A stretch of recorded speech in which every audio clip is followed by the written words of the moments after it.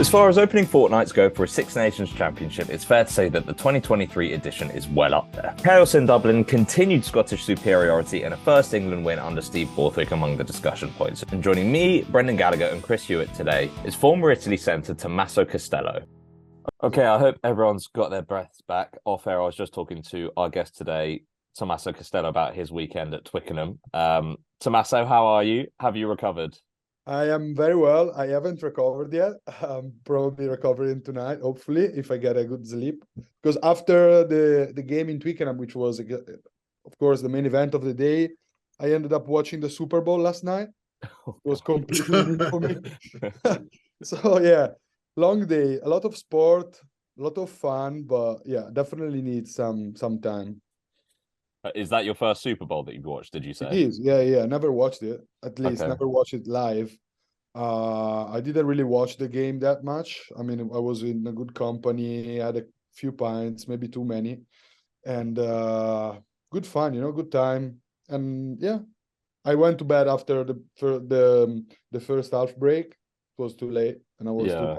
I mean, I know the Chiefs won, but that's all I know about it. That's a hell of a day, that. Chris, Brendan, did you stay up for the Super Bowl? No, I used to, but no, not this one.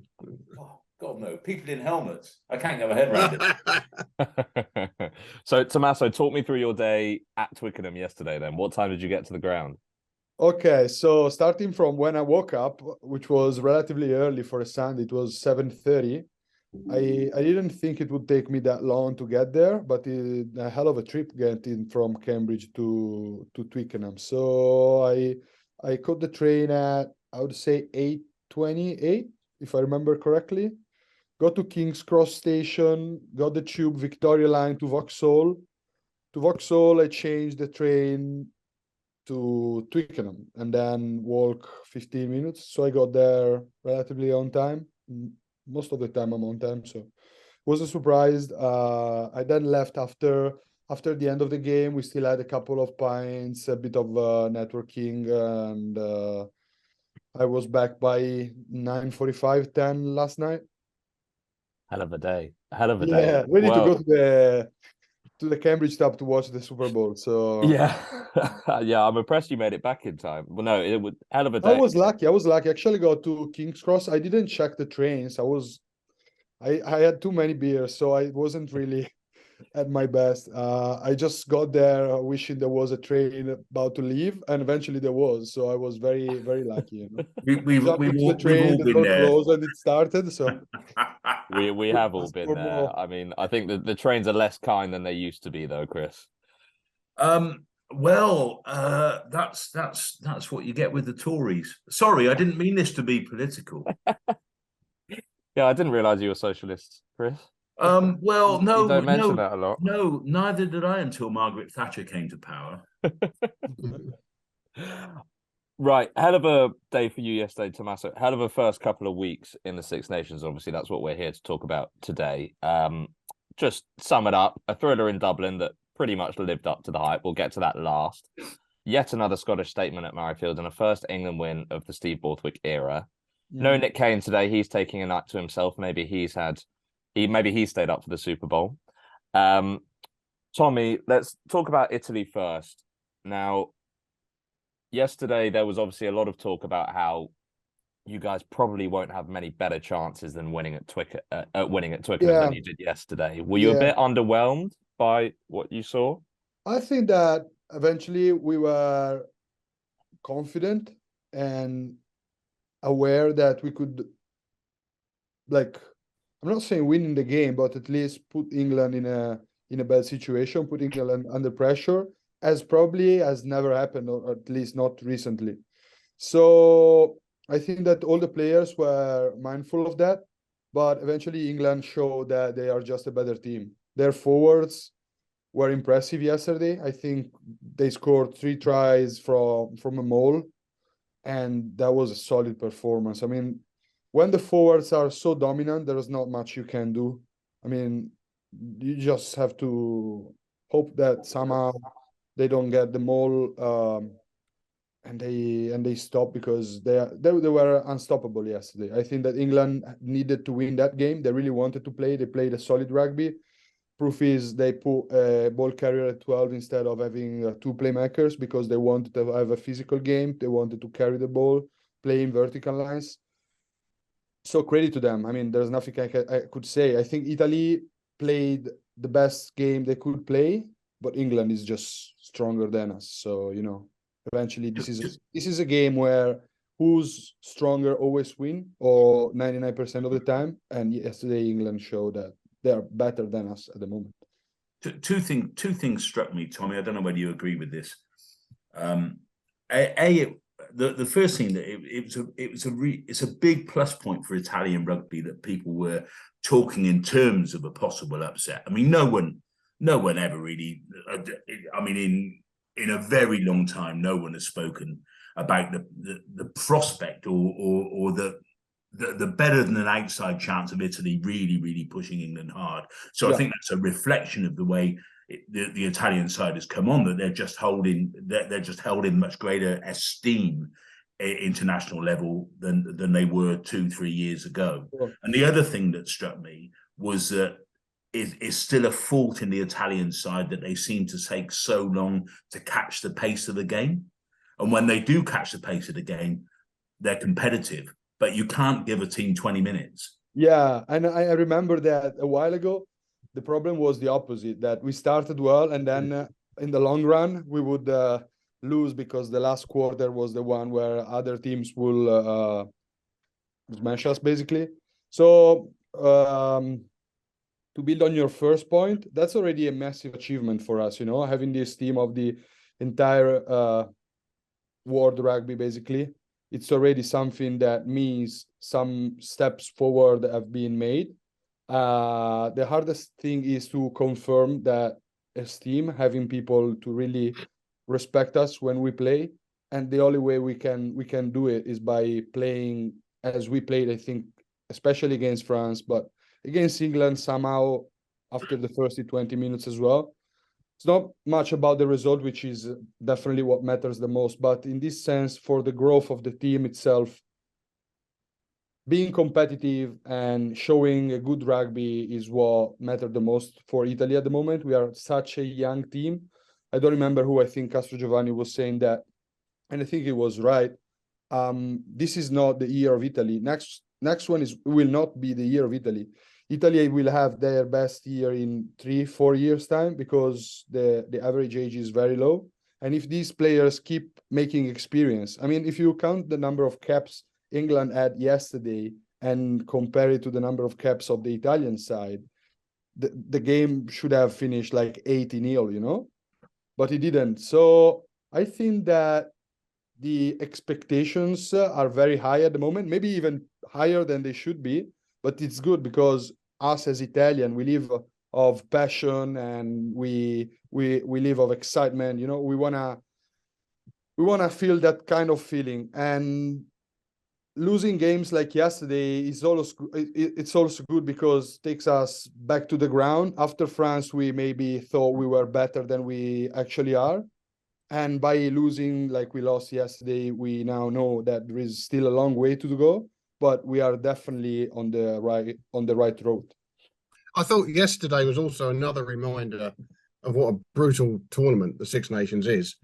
I mean, there's no doubt in my mind, Italy were probably 2 or 3% off what they were against France. Wasn't quite at that level. And if you're not quite at that level 7 days later, in Twickenham against an England who need a win, it's not going to happen. And I thought there's plenty to be encouraged by. Past Italy teams might have disappeared in the second half. They didn't. They played some very good rugby in the second half, and went with the heads high. But like you say, they weren't going to win that match. You could see early on that England had the plan. They were going to keep it up front. It wasn't going to be pretty, but they were going to win that match. And there wasn't much Italy could do in the end. And look, in total fairness, I mean, Italy is 12th, I think, in the world ranking, probably 13th or something. So it's not likely that, and it's not the game Italy has to win, right? I mean, winning at Twickenham for a team that is currently holding the 12th, 13th position in the ranking is not something that would be, I don't know, normal. So again, that's not the kind of game Italy is expected to win. That's exactly the kind of game from which Italy is expected to learn a lot, make experience, especially the players, the younger players, so that when it comes in 2, 3, 4 years time, the same opportunity, hopefully we will be in a better place in terms of ranking, because we would have won other games that would have led us to move forward, and that's when we will be really competitive, I think. Tommy, can I ask, how many games did you actually play against England for Italy? Two. You got injured in the second one, if I remember correctly. So obviously England are the only Six Nations team that Italy haven't got a win over. Yeah. We speak about, in the past couple of weeks, we've spoken about like bogey teams. And by that, I mean Scotland have become a bit of a bogey team for England. We argued that Wales were a bit of a bogey team for Scotland. You know, they maybe overcame that at the weekend. Do you think England have that aura for Italy at the moment? And did you find that when you played England, that there was that little bit of extra mental strength going into it? Well, there is definitely a part of mental bias. And England, like, if you have never won against someone over, I don't know, 25, 30 games, you start thinking that, oh, okay, we have always lost, so maybe if we lose again, it won't be much different from what it was. So somehow you have an excuse, you know, even though you definitely play to try to win that game. But like, I think that the hardest part is winning the first game. Then once you have won it, once you know that you have already done it, then you can repeat it. But doing it the first time is always harder. So yeah, I think there is a bit of mental weakness in that sense when it comes to play against England and the All Blacks, which are the only two sides we haven't won, if we speak about tier one national teams. But our time will come. I mean, if you look at our under-20s, I was won 2 out of the last 3 games against England under-20s. So I don't see any reasons why in 3, 4, 5 years' time, when those players will become the major part of the senior team, cannot repeat themselves. As I said, it's just a matter of time. I think that the coaching staff, and I must say also the federation and like the policy that has brought Italy to play as they are playing has been correct so far. And if they continue this way, I am sure that the result will come. Well, you've got the right coach, Tommy, haven't you? Absolutely. It was clear yesterday that at halftime, I mean, Crowley throughout the first half looked as though he'd just eaten a sort of wasp sandwich. I totally agree. But he always looks like that anyway, whether Italy are winning or losing. But it was clear by the way Italy came out for the second half that he'd put an awful lot of clarity into people's minds in that halftime break. And they played differently. They asked far more questions of England. They caused them a good degree of discomfort in that second half, actually, for quite long periods of time. And that all comes from clarity of purpose. I think you can't. It's not the age of Giovanelli anymore, is it? You cannot push a stronger side to the very limit by playing in a red mist. You have to do the opposite now. Absolutely. And I think that's what Crowley brings to the side. I think that I totally agree with what you're saying. I think that Crowley is the real difference, is the real reason why Italy has improved so much over the last couple of years, 18 months. And again, if he can work for a little while more, the benefit will be improved. What is the real challenge, I think, is finding someone who carries on what Crowley has brought, because he will not be the coach of Italy forever. I don't know if it will be for the next 4 years after the World Cup. I don't see it very likely to happen, but if it does, good for us. If it doesn't, we really need to find someone with his mentality and with his charisma as well, because he's a person that I think that that's the most important skill, especially a national team head coach must have, is get the best out of your players, because you don't have them for enough time to kind of tailor their skills. You know, you have grown men that have their set of skills. They have pros and cons. They know how to play the game, but like at different levels. what you need to do is get the best out of them. And I think that Crowley, in this sense, is the best person. And one big advantage he has is that you have 20 Benetton players in the squad. Yeah, and exactly. I he's coached mean, them for 6 years. I mean, it he is all a knows consequence of club knowing the players. players very well, right? Yeah. I mean, if So you look at that's Italy, fast tracks it, doesn't it? He yeah, knows the players better than most national coaches. he know their knows players. most of the players very well. He has coached them for many years, which is, as you said, absolutely a plus in terms of knowing what a player can do and how he would perform at his best. So yeah, I mean, the situation is bright. I think that the expectations are very high. As I said, maybe too high. Coming to London with people saying, okay, we're gonna win the game, was probably a bit too bold, but sometimes it's good to set high expectations and goals, because that's the only way you can achieve them. Maybe not as soon as you set them, but eventually you have a target and you target it and you work to get there, right? You also had a New Zealand referee, and there's never been a New Zealand referee in history who's understood the scrum. So, so you in the tight where you really had to perform in the tight phases, scrum line out, you needed a break from the referee a little bit, I think, and that really wasn't forthcoming in the early stage of that game, and that gave England a platform on which to build. Yeah. I mean, I wouldn't blame the ref. I think that England, especially in the first 5, was just better than us. Yeah. I think that around the breakdown and like. They played very physically yesterday. Well, I remember England was renowned for having a scrum pack that would scare everyone, and maybe it wasn't like that recently.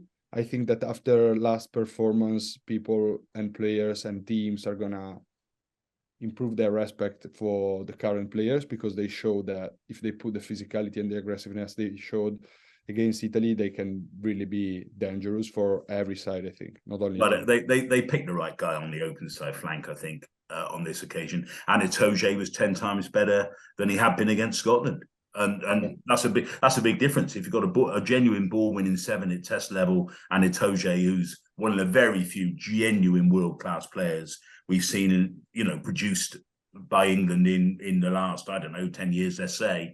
And if he's going to play to his level, then that's a really big bonus. And he didn't do that against Scotland, and he did against you. Yeah. Just to come back to something that you said, Tommy, and I was going to ask you about this later, but you mentioned expectations. Forward thinking, then, what are your expectations for Italy? I think the question usually is, will they get a win? I think so. Say, yeah, you think they'll get a win?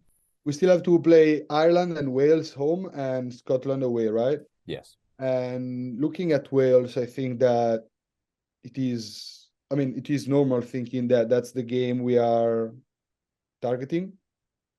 I'm not saying we are not targeting the other games. I mean, every game has its own history, and especially for us, playing home is different than playing abroad because of our culture and like mentality and so on and so forth. So I think that both games home will be very interesting, especially the one against Wales, but I wouldn't say it will not be the one against Ireland as well.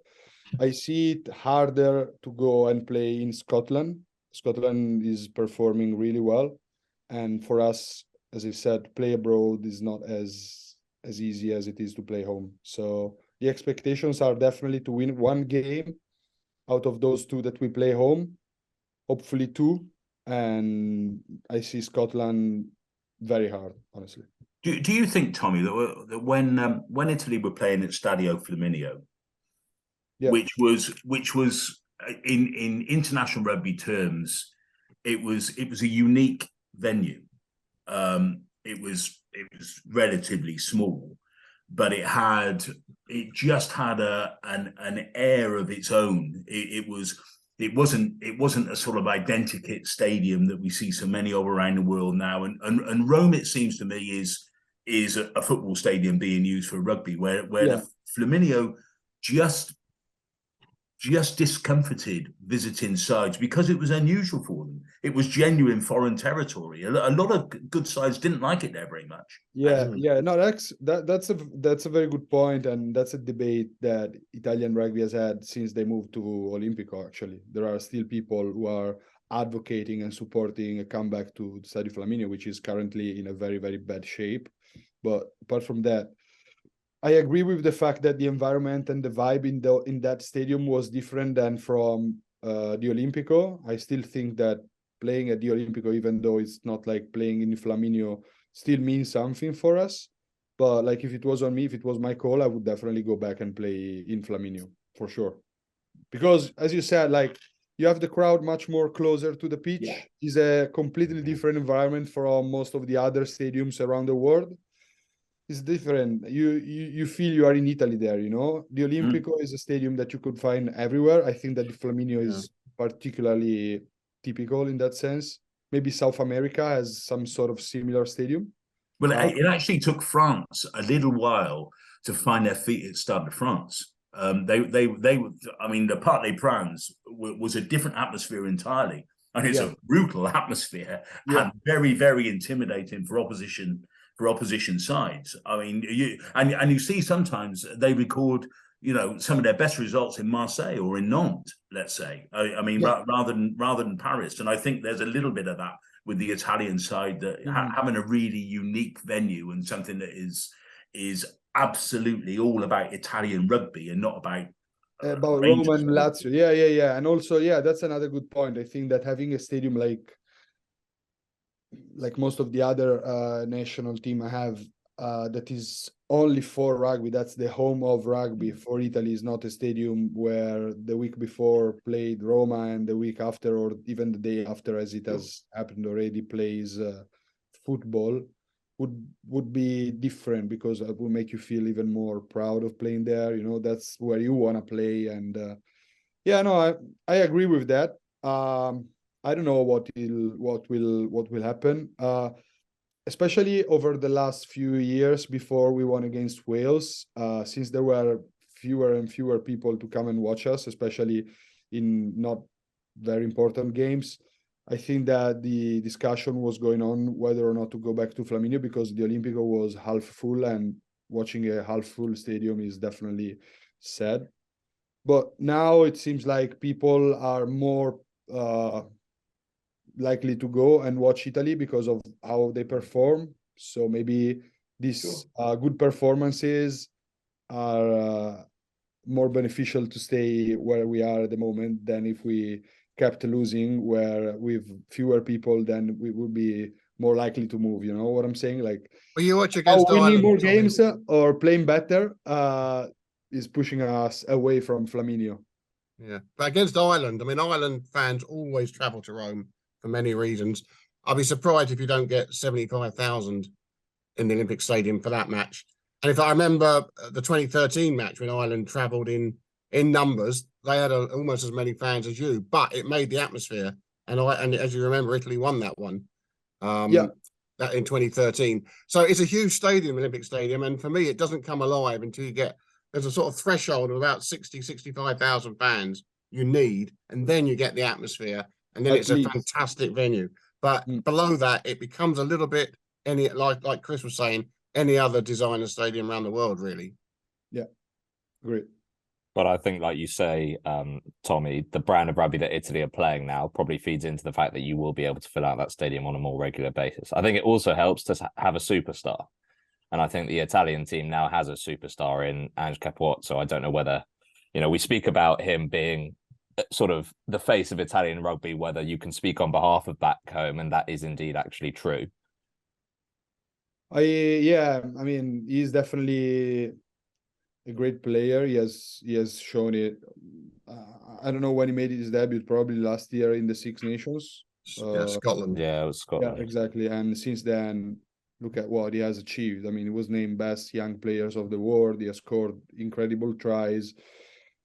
He has, within 1 year, he has become central to the team. He's unreplaceable, and he's definitely, as you said, probably the most iconic player we have at the moment. But this is a team sport, so I don't like to say, I don't think there are a star and non-star. I mean, Italy has improved not only because of Andy Capozzo, that's my point. I think that they have improved because all the other players, even those who maybe don't see that much, allow him to have space and carry the ball. And like, I think that he is playing well because the rest of the players are playing well. And of course, yeah, he has incredible skills. When you have a bit of space, he's super dangerous for any side, including England. And it's good to have someone like him because people recognize him and people get passionate about him as well. So it's helpful. So let's hope he carries on like that. Well, he makes the opposition play slightly differently, doesn't he? Because everyone is more worried. Yeah, game, that's for sure. Because you don't want to be kicking to him in space. That is true. I think that not every opposition knows that how dangerous it can be. So as you said, yeah, that forces opposition to play slightly different than they would if there was someone else playing at 15, which most of the time is better for the team for us. But again, like I would like to underline that it's not just Capozzo. I think that the improvements have been brought by the entire team, not only by one player. Yeah, no, I couldn't agree more. By superstar, I suppose what I meant was like I was speaking to a few friends that were at Twickenham, and they were like, "Oh, it was cool to see Capozzo." Oh, sure, no, that kind of marquee name. He's the guy everyone wants to see, right? Everyone wants to see. I was sitting in Twickenham yesterday, and the guy next to me was like, "Hey, Capozzo is very good." Yeah, he's great. I mean, he's impressive, honestly. I don't think Italy has ever had such a, or at least not in the recent period. Well, I remember Minozzi played a great Six Nations in 2018, and it was very similar as a style of players.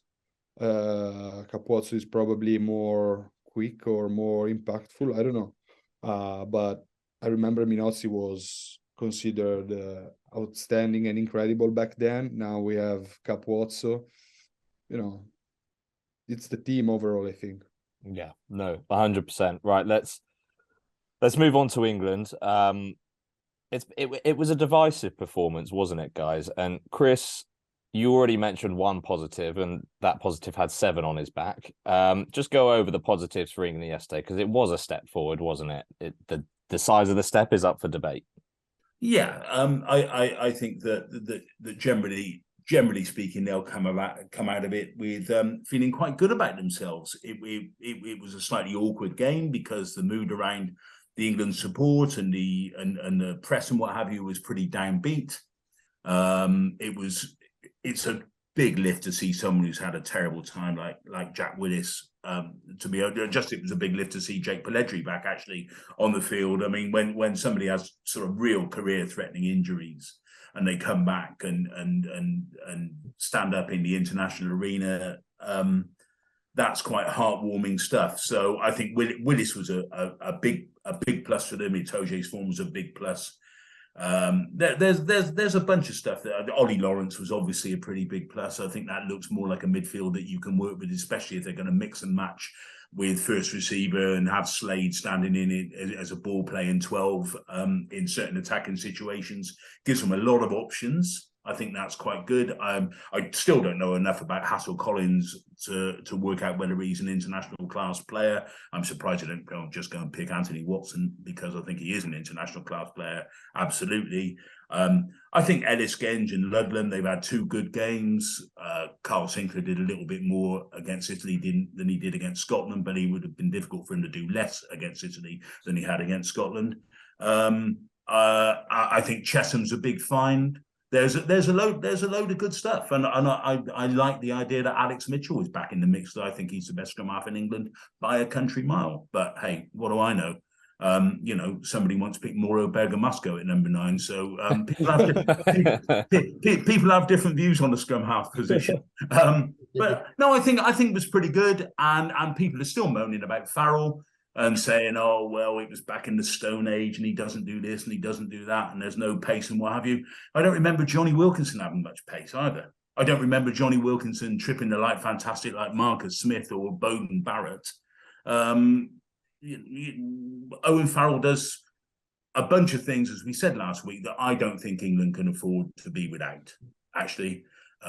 You want him for his goal kicking, you want him for his defence, you want him for his aggression, you want him for the whole sort of fighting spirit thing. So I'm pretty happy with that. And as the Slade and Lawrence partnership develops, I think there's something there for them to work with, for sure. But, isn't it funny, by the way, guys, that 3 weeks ago, Ollie Lawrence wasn't even in the 36? Yeah. I mean, now we are big fans of Ollie Lawrence here, as you know, and I was very pleased they did mix and match, because I think he's more than just a truck up 12. Yeah, and he did truck it up on occasions, but they did also use Slade coming in as second receiver, so that was good. Well, they did this, Brendan, if you remember, in the World Cup. In the World Cup warm-ups in 2015, and I know English Rugby's tried to draw a veil over what happened in 2015, but in the warm-ups with my dear friend Sam Burgess, I mean, I have nothing but terrible things to say about him as a rugby union player, but hey-ho, everyone knows my history there. But Henry Slade, they were using Henry Slade in precisely that way in the World Cup warm-ups. Which worked. You could see the sense in it. On opposition ball, Burgess plays at 12. He could tackle like a ton of bricks. He could certainly do that. And on attacking ball, they played Slade as a second ball player, etc., etc., etc. Get to the World Cup, it goes out the window. And they picked Brad Barrett and Sam Burgess together, two non-passing centres. So you just as well not have a back three. Yeah. Well, Henry Slade played in 2 Junior World Cup finals as a 10. Oh. He's a playmaker. So and a left foot kicking game, absolutely priceless.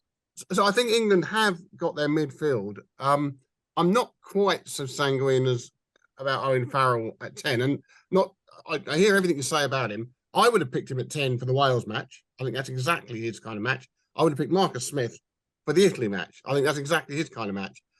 So I'm not quite sure what we read into yesterday's performance from Owen Farrell. You know what you're going to get from him. England were a little bit ordinary, I thought, but they did a job of work, and we mustn't fall into the danger of saying, "Oh, it was only Italy." You know, we're praising Italy. They beat Australia. They beat Wales. They gave France almighty hurry up. That was a pretty comfortable England win over Italy in the end. And actually, you know, that's not bad. You'd actually take that. Yeah, that's something that makes us feel like proud, you know, because eventually being recognized as a side that teams have to play well to beat, it's something that makes you feel okay. Then I belong to the same world as this guy play. Because if it was like, oh, it's Italy, we win no matter how, then it would be okay. That's a bit frustrating, you know. Yeah. But I mean, I'm a big fan of having the midfield that England showed yesterday, having someone who carries the ball at 12 but can also pass the ball, and having someone skillful as Henry Slade at 13, I think is the best combination a team can put down. Having 2 playmakers plus 1, which is almost another playmaker in the midfield, doesn't take anyone anywhere. I think you need to have some verticality in the game, and I think that Ollie Lawrence yesterday played really well, doing exactly what he needed to do. So if this combination gets more confidence, I think that's going to be a very, very good setup for England. I just realised as well, that's the first collision we've had, I think, on the podcast of 2 former podcast guests between Ollie Lawrence and Tommy Allen. And well, I think one side will remember that collision more fondly than the other. Yeah. But yeah, poor Tommy had Ollie running at him quite hard all day, which is exactly what England wanted. Brendan, I was going to probe your general knowledge a little bit, and I was trying to probe my own as well, and I'm not sure what the answer is. When is the last time you saw a performance by an England 12 as good as that of Ollie Lawrence yesterday that wasn't Manu Tuolangi? Oh, now you're talking. Yeah, I mean, you have to go back to Brad Barrett, I think. Yeah, I think you're probably right. I mean, Brad Barrett 2012 against New Zealand. Against New Zealand. He was playing the task that, he was very, very good that day, Brad Barrett. Yeah, I think that would be a fair shout. 11 years would probably hit. Yeah, I initially thought Luther Burrell, but then he started his career at 13, didn't he? And then him shifting to 12 didn't really work. I could name you about 500 performances by Will Greenwood, all of which were better than virtually anyone's ever put on the field for England. But that's a long time ago now.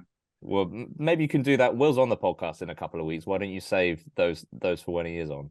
No, I'm not going to praise him to his face. I'll never last a bit. But yeah, Brad Barrett's a good one actually. So I think we'll settle on that. Look, I'm conscious of time, so I think we're gonna have to move on. Let's go to Scotland, Wales. 2 wins in 2 for Scotland now, for the first time since 1996. Tommy already touched on it briefly that, you know, Scotland at Murrayfield is now looking like a hell of a prospect. We'll come to how that looks from an Italian perspective in a second, but it was just another statement. Finn Russell is back to his very, very best. Their physicality is fantastic. Hugh Jones is looking like his old self. They've got threats left, right, and centre in the back line. Chris, could this finally be their year? Actually, this time, I think it's hard. I think both the France and Ireland games. I still think they're a nudge on from anyone else, actually. But I think Scotland have got a lot to work with, a heck of a lot to work with. I like the back. I mean, that's beginning to look like one of the. I don't know what they're going to do when Hamish Watson's fully fit. What have you? Whether they bring him back. But it's the Scotland pack is beginning to look like a proper handful in the way that the great Scottish packs of a long, long time ago used to, and they've got they will, as you say, those threats outside terrific. I mean, they're as exciting a backline as there is in the Six Nations, and I just don't know the last time you could have said that about Scotland, even begun to say it about Scotland. I mean, it was, you know, they look as though they can score from anywhere on the field. I think the really interesting selection, I mean, let's leave Finn Russell to one side. I mean, he was absolutely sensational on Saturday. He's got that, we were saying last week, he's got that whole body language about him, the old glint in his eye. He looks capable of anything. He looks willing to try anything. And that's a reflection of the confidence in the side. The interesting thing will be whether they keep Blair Kinghorn at fullback instead of Hogg, because there is a growing mood in Scotland that Kinghorn's a better option at 15 than Hogg, and it'll be very interesting to see what they do with that, because Hogg, very, very talented player though he is, but he makes an awful lot of mistakes, and I don't think Kinghorn makes it. Kinghorn looks to me like Gavin Hastings incarnate. You know, he's obviously runs a lot quicker. He looks as though he's running, and he's got a big boot, and he just seems to be very, very calm under pressure. I like him as a player, and I that could be the big call that Townsend makes, and it'll be interesting to see if and when he makes it. I thought it was very interesting with Finn Russell. He had a pretty ordinary first half, which people forget. I mean, nothing drastic, but it wasn't quite firing. But he's in such a place at the moment that doesn't matter. You know, over 80 minutes, he is going to pull something out of the hat. And he pulled about 4 things out of the hat second half. And once he's off, you know, that's it. Scotland are off. And it was terrific. I think he's benefiting from Ben White, as I think Chris picked him out a couple of weeks ago. He is really coming on as an international scrum half. So that is a nailed-on combination now. And Hugh Jones, I mean, we loved him at Quins a couple of years ago. He showed all those skills for Quins. In fact, he showed a lot of those skills in bits for Scotland, but he's now looking the complete centre. I mean, some of his passing was up there with Russell. Absolutely sumptuous passes. And he's very sharp over 30, 40 metres. And he knows where the try line is. You know, that is, like you say, it's a very potent back division. And the match against France in Paris, that's one to savour. Okay, could anyone tell me what Richie Gray's having for breakfast at the moment? He lives about 22 now. Absolute madness. I mean, I honestly thought Richie had sort of dragged it in and pretty much was spending his time coaching. I know he was doing still playing in France, but I couldn't work out a year or so ago how serious he was about playing top level rugby. And now, I mean, guys, he's playing like a world beater, you know. He's playing incredibly well. I mean, well enough to keep his kid brother out of the side, and that takes some doing, because Johnny Gray ain't half a good player. Yeah, I'm a very big fan of the Scotland backline. I think they are the most enjoyable one to watch, especially because of Finn Russell. I think he's probably the most talented player of the entire Six Nations. and the combination they have in the midfield, Hugh Jones and Tuipulotu, like one very hard ball carrier, the other one that knows how to run into the space. They really play well. I think they are the best backline of the Six Nations at the moment. And to think as well that they're missing their best back from last year's Six Nations as well in Darcy Graham. It is a bit mad, actually. So, Tommy, how does a trip to Murrayfield to face that backline look as an Italian centre? Would you want to be lining up opposite to a Tuipulotu and Hugh Jones? Well, of course I would. I would love to. If I could, yes, I would go there walking. No, as I said before, I think that's the hardest game we are going to have. We have 2 home games and then we play in Scotland, or I don't know the order, but that's definitely going to be the most challenging one. And I think, as you just said, Scotland is in a very good place at the moment. They are full of confidence and they really believe they can make it, I think. So it will be interesting. And I mean, playing in Murrayfield is always special. Playing against this Scotland will be very hard. I'd love to have been a fly on the wall when Gregor Townsend and Finn Russell finally came to their agreement, their rapprochement. I mean, I don't know who gave way on what here, but it's, you know, whether Gregor suddenly remembered that he was once every bit as big a maverick as Finn Russell was and was very, and I'm not saying difficult to coach, I mean, but he was, I mean, Gregor was not frightened of trying things all over the field, some of which, you know, may not have worked. And he's sent his share of coaches climbing up the wall, Gregor, down the years. Now, whether this is all a behavioural thing, I mean, part of it obviously was, but it's just fantastic that Gregor, who was the early architect of Finn Russell's career, has come to this rapprochement with him. And I think between the two of them, they can really come up with ways of making that Scotland back division better even than it is at the moment. And that's exciting. It's exciting for Scottish rugby for sure. And just forward thinking, how absolutely mental is that World Cup group looking of Ireland, South Africa and Scotland? 3 of the top 5 in the world. I mean, it's bonkers. Absolutely bonkers. You know, South Africa out in the pool phase. I mean, how hilarious is that? Yeah. not inconceivable by any stretch. Right, gents, I'll tell you what we're going to do. I look forward to the Rassie Erasmus video already. He's probably rehearsing his lines as we speak after that performance at the weekend. Right, what we're going to do, I did have some stuff written down about Wales, but we're going to move on because of time, because we've got Jiffy on next week. So I'm sure we'll hear many of his thoughts about the state of Welsh rugby. So do tune in for that next week. Tommy, we didn't do a random rugby 15 last week because we ran out of time. We are going to do your random rugby 15 this week. It's 15 quickfire questions. Okay. Yeah? Okay. Nickname? Well, Tommy. Any others or no? Easy. I can actually Juggernaut. When I started to play for Zebra, my nickname was Juggernaut because I wouldn't pass. I would just carry and destroy myself against anyone. So yeah, Juggernaut. Why didn't they just call you Manu? Well, that's probably too much. Best rugby memory. Best rugby memory. Well, I've been lucky. I have more than a few best rugby memories. I would say my debut with the Italian national team is probably the best one, but also the first Italian championship that I won with Calvisano is probably at the same level. Yeah. Most embarrassing rugby memory. Most embarrassing, I would say, I remember once I tried to play quick 22. But I dropped the ball. I couldn't catch the ball. Sorry, I knocked off the ball, and I was like, there was the TV and all that stuff. So I really looked like an idiot because I couldn't even play it fast, you know. And that means you can rewatch it as well if it was televised. Yeah, I don't know how. I mean, it was not a very big game, but okay, it's out. I'm sure it's out there. You might find it. Yeah. Pre-game tune. Pre-game tune, I think that has changed over the years. I started listening to Eminem mainly, and then I ended up listening to Italian rappers. I would say Mondo Marcio is probably the one I used to listen the most. Yeah, Mondo Marcio, yeah.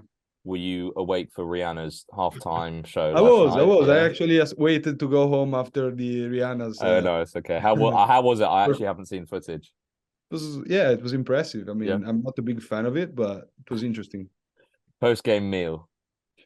Everything that is available. I love post-game meals, especially when you play international level. You would have pizza, hamburgers, fries, everything that you can imagine and like dream. Because eventually, when you prepare for playing those games, like your daily routine and meals are very strict. So after the game is the only real time when you can do whatever you want, basically. Best player you've played against. This is another good question. In terms of like skills, I would probably say Johnny Sexton. But in terms of facing someone who was very hard to tackle and very, very good player, I would say Manu Tuilagi. Yeah. Best player you've played with. Paul Griffin. Ooh, nice. Oh yeah, little scrum half, fantastic. Not what I expected you to say. He was the captain of Calvisano when I arrived in 2011, and like, he was so talented, I think. He was already 37 back then, but he could play standing, basically. Yeah, And good hair as well. He could see things happening big hair, like big 10 hair. seconds before anyone else on the pitch. That's awesome. Favorite player right now? Favorite player right now? I really like Hugh Jones. If I have to pick a center, yeah. I also like Stuart McCloskey, even though he's less talented, he's more physical. I like how he carries the ball. Yeah, probably one of them. Probably Hugh Jones more. Yeah, I think he's very good. Rugby idol. Rugby idol. Well, I was grown with Bod playing at 13 for Ireland and Leinster. He's always been the best player that I could watch. So yeah, Bod. Favorite stadium. Favorite stadium, probably Murrayfield. Okay, nice. Yeah, when they sing the national anthem is seriously goosebumps. Yeah, can't argue with that. Favorite gym exercise. Wow, you know me. Not That's the only one that matters, right? Not that weird squat on the yoga ball that you do. No.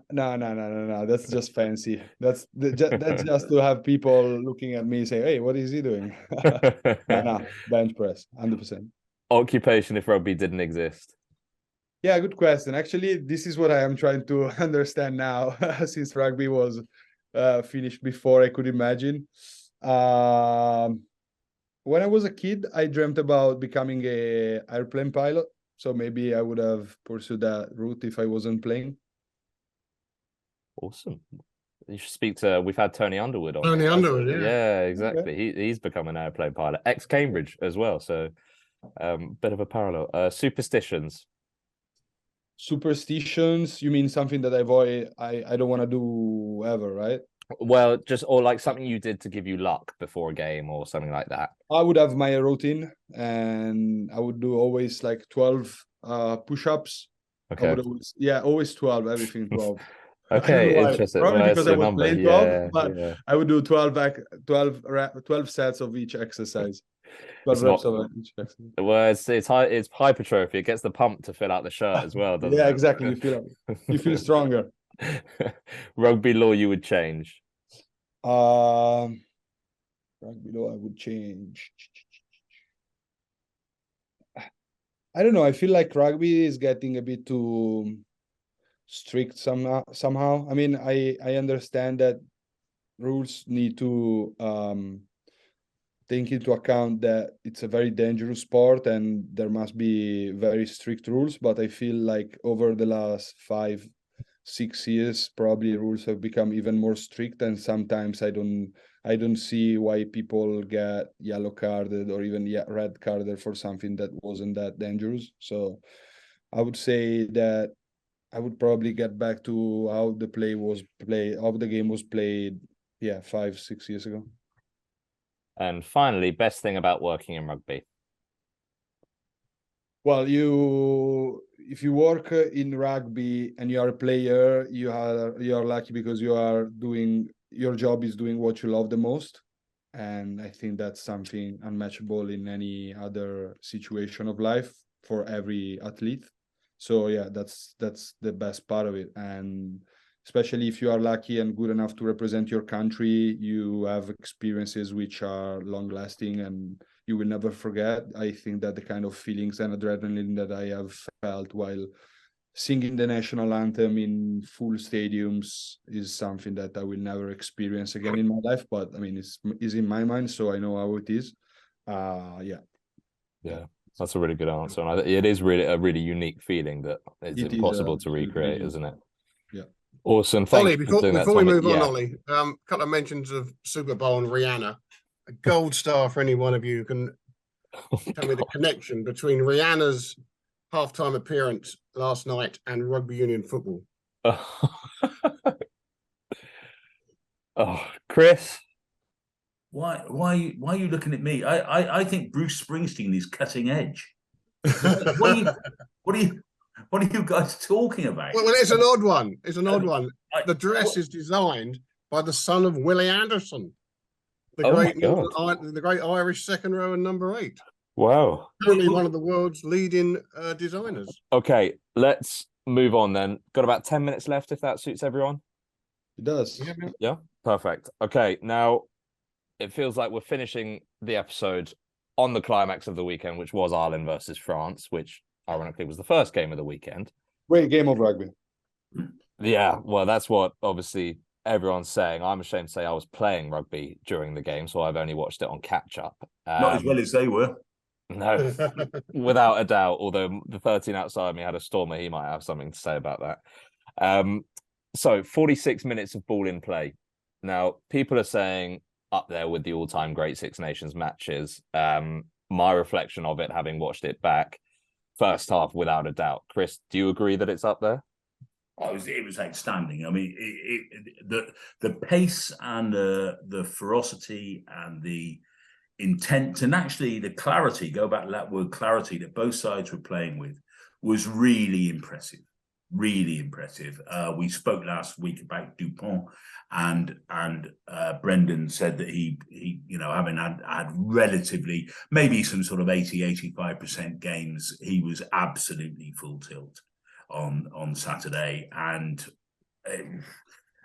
if I was Dupont, I'd be pretty upset to have played like that and lost the game. It was terrific all round. I admired the Irish. Again, their game understanding, their complete familiarity with what they're trying to do. And that goes back to the coaches again, and it goes back to Sexton, I think, who is a massively influential voice in everything that goes on there.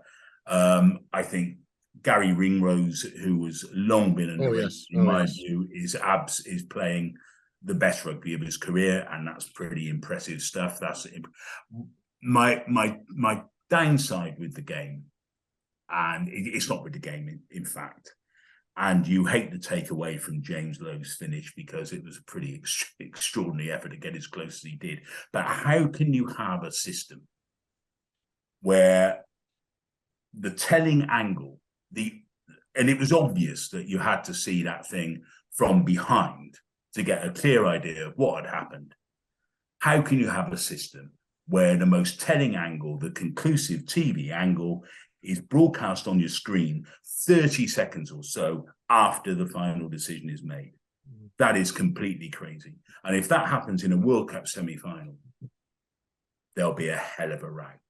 So whoever's running this whole video review system, this TMO system, has got to get a grip. And the alarm bell should have been ringing, because that was Mark Cueto. That was Mark Cueto 2007 World Cup final. Anybody who's ever seen that will instantly know that call had to be made from that shot, but along the touchline from behind James Lowe. Everything else was from above, and you could see it was really, really close. But that wasn't the angles you needed. It was ridiculous. I was a bit surprised that Wayne Barnes got sort of rushed into that a little bit. But like you say, let's not let that detract from the match. It wasn't just on this, Bren. I have to say, I don't think it helps.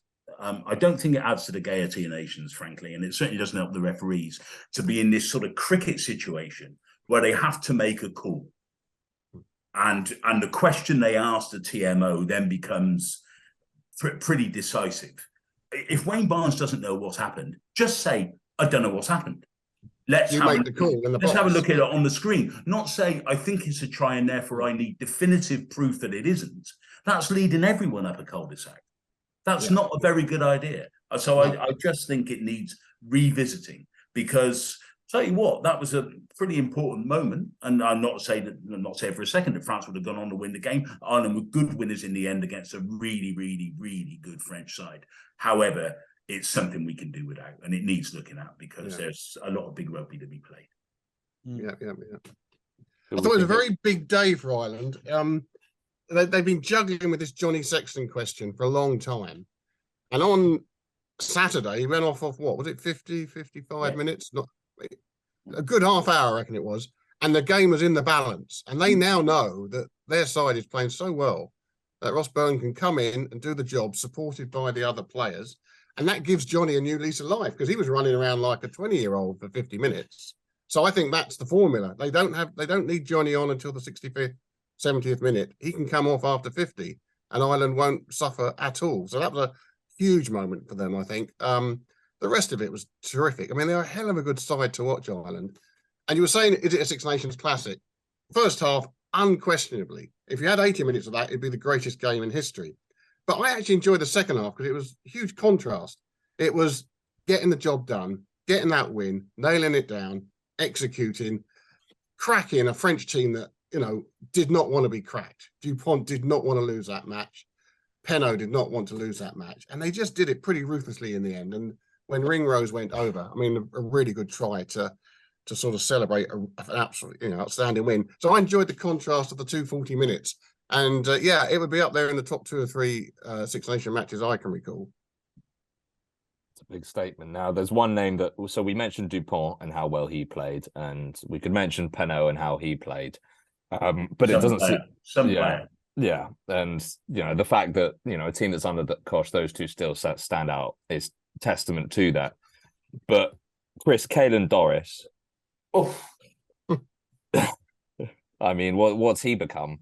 I said last week I thought Matt Fagerson was maybe the most improved player in Europe, or the most improved forward in Europe. I'd forgotten. I'm not sure I'd forgotten about Doris. I mean, I think he's always looked a really good player, actually. But crikey, he is on some wave of form at the moment. I mean, he is absolutely terrific. I mean, I wrote a piece last week about Parise and what an astonishing player he was, in a lot of difficult times and in a lot of adversity. And I don't detract from that he's the best number 8 I've seen in the professional era. However, Doris playing with rather less adversity, I have to say, he's playing in a bloody good side. But crikey, he is adding some real venom to that Irish pack. And with James Ryan rediscovering the best of his form suddenly, because he'd gone through a long quiet spell.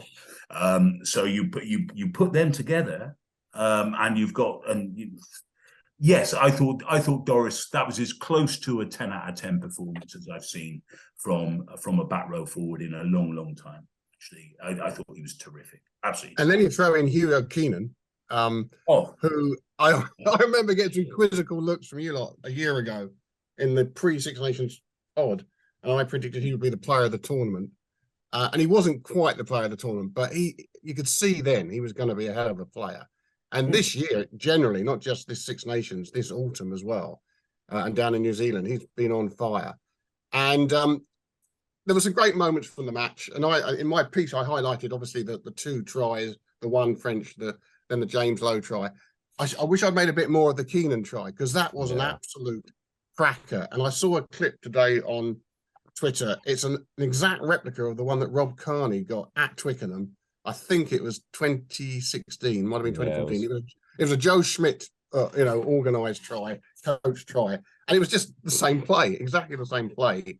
And those perfection plays work time and time again, and it just looked so easy. I mean, there's 4 of them could have scored that try. It just absolutely cracked open one of the better defences. So that was a terrific try as well. No question about that. And it's also the case, isn't it? Ireland are doing this without Henshaw, without Ty Furlong, without Gibson Park, who has been who has been the real accelerant in there in the upping of the pace at which Ireland play. But having said that, Conor Murray played pretty well. How good has Conor Murray been in response? So that they do have some depth, which is not something you could have accused Ireland of for many years. But they have genuine depth in most positions now. And not something you could say for a couple of the other Six Nations teams as well. Like if England, for example, had that many high-profile injuries in English language, that's probably an injury crisis, isn't it? Whereas Ireland, it's quite clearly not.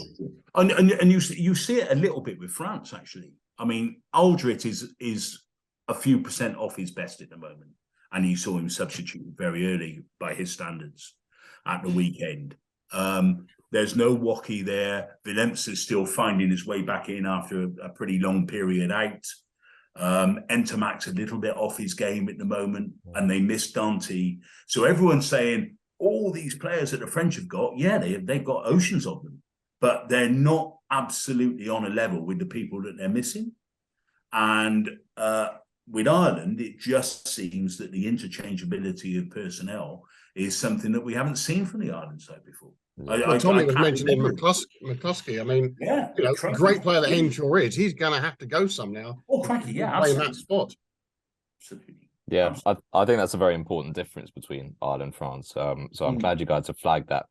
Tommy, so you probably don't know this, but on the podcast we do a predictions league, and every week we say what scores are going to be for the weekend, etc. And with the exception of Nick Kane, we had Scott Hastings on. All of us predicted an Ireland win at the weekend. Would you have predicted an Ireland win as well? No. Would you have predicted France? I don't know. It's hard to say. I mean, I would say France because after Italy, France is the team I like the most, even though it might sound strange said by an Italian. But I really like how France plays the game. They are so talented, and I really enjoy playing France, watching playing France. But Ireland is at the moment, I think, is probably the best team. Yeah. I really admire your honesty, Tommy, actually, because anyone else would have said, actually knowing the results, well, of course, Ireland were bad. I mean, I can't believe anyone predicted a French victory. What are you talking about? Ireland was going to win that game. So you're an honest man. And thanks. And the beauty is Nick Kane isn't here to defend his prediction of a France win, so we can reprimand him at will, which we will do in a second. But Tommy, were you? I know you're very busy at the moment. Did you manage to watch the game live? I did watch it. Yeah, no, absolutely. And I must say, I mean, after I retired, but even before, I didn't spend much time watching games because I would watch games to prepare matches on a weekly basis. So I wouldn't spend much time watching games as a fan, which is something I've started doing, I would say, quite recently. Even after I retired, I didn't really enjoy, especially watching Italy wasn't that fun for me, I must say that now I am definitely enjoying it. And I watched the France-Ireland game on Saturday. When was it? On Saturday. And it was impressive, and I really enjoyed it. So I'm very looking forward to watching the next. This Six Nations so far has been outstanding. I mean, all the games that I've seen and watched have been very interesting, and I'm really curious to see how it will end up. Let's talk about that predictions league then. We've obviously got a little bit of a breather now. So, right, gents, are we ready? And so, Tommy, just to explain for the viewers at home as well. So we send through our score predictions at the start of the tournament, and you get 5 points for a correct result, so picking the correct winner, 1 point for within 7 per team, and 3 points for an exact result per team. Okay. Now, the real loser for this week is not here. His name is Nick Kane, who predicted a France win and joins the Turkey Club. Chris, you're currently the only other member of the Turkey Club, getting 0 points for a game. Chris, if you want to hurl any abuse Nick's way, he's not here to defend himself, so I'm going to give you 3 seconds to do so. The man's an idiot. There we go. That's pretty much fills the criteria. I'm also an idiot this week. I joined the Turkey Club as I predicted a Wales win against Scotland, which I'm, very much regretting. So I got 0 points for that. I didn't do quite as badly as Nick, as I did guess a 31-15 England-Italy win, and that ended up being 31-14. Oh, Yeah, I was quite proud of that, actually. That was quite close. Brendan got 3 correct results, as did Scott Hastings. So, Tommy, although you're not predicting, you're a part of our special guest team, and you guys are winning at the top of the leaderboard at the moment. Chris, you're looking confused. Well, no, I was just going to say, with Tommy's honesty, he could join the Turkey Club in retrospect, which would be a first. I mean, that is a world first. Turkey's voting for Christmas, yeah. All right, I would be proud to join it. Yeah. Yeah. All right. Well, we'll accept you, Tommy. Brendan, you're not a member yet. Thanks. But Do they get a tie or something, or a pin or something? Yeah, we can make that happen. I'm sure. Rugby Paper Podcast stash. Get us all wearing the same thing, the pin of shame. Brendan, no incorrect results actually, so 3 correct results for you. And yeah, the special guests are on 33, myself and Brendan on 30, Nick's on 25, and Chris, you may not be the idiot this week, but you are bringing up the rear on 24. Yeah, and long may it continue, because I don't like to be a smart. Guys, we'll wrap up there.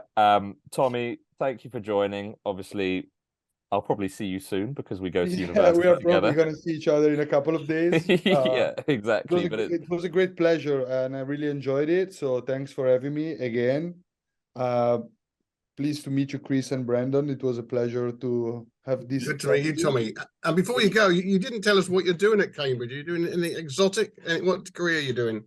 So I'm studying an MBA at the moment. Yeah. Is that 1 year or 2 year? 1 year. Yeah, it's the full-time 1 year. But So again, thank you so much for having me. It was a pleasure, and I really enjoyed it. Yeah, it was really good fun, Tommy. Thank you. Cheers, Tommy. Thank you. Thanks for listening to this week's edition of the Rugby Paper Podcast. And don't forget to subscribe on whichever podcast platform you use, and recommend the show to your friends. The Rugby Paper is available to buy every Sunday, and to make sure you don't miss it, subscribe through our print, digital and online options at therugbypaper.co.uk/subscriptions. That's therugbypaper.co.uk/subscriptions to get all our content for as little as 14p per day.